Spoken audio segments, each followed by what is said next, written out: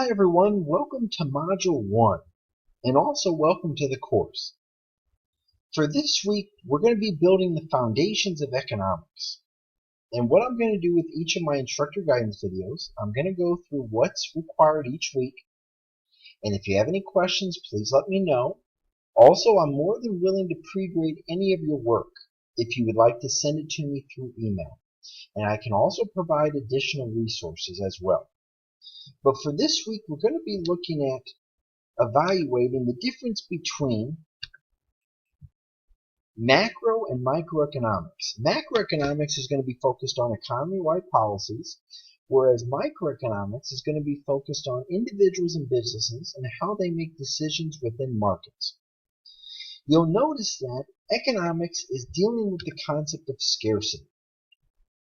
And scarcity is focused on how we make decisions within markets. Many of the resources that we utilize are scarce, just as our time is.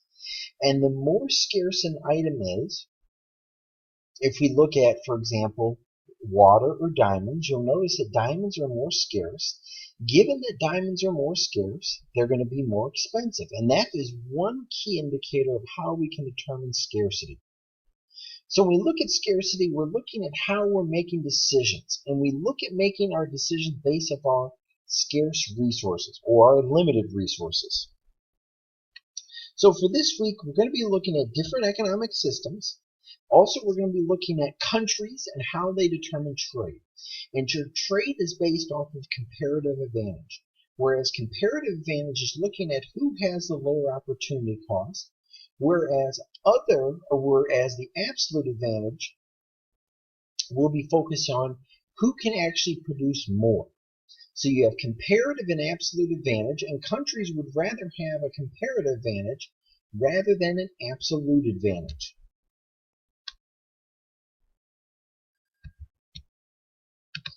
Now let's get back to what we're going to be focusing on this week.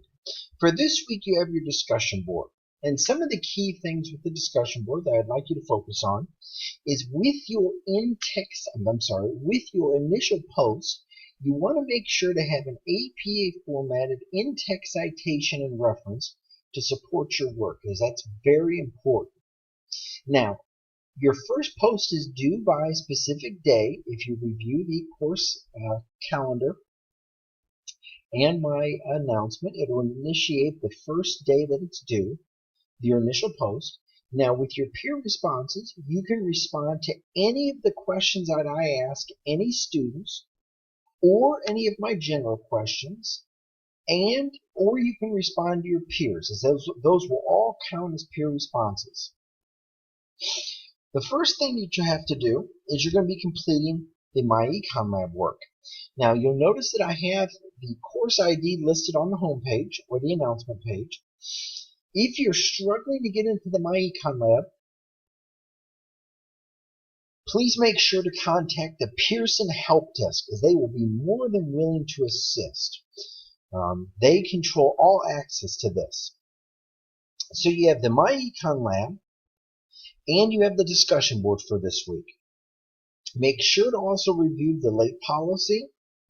If you have any questions, you need additional resources, let me know.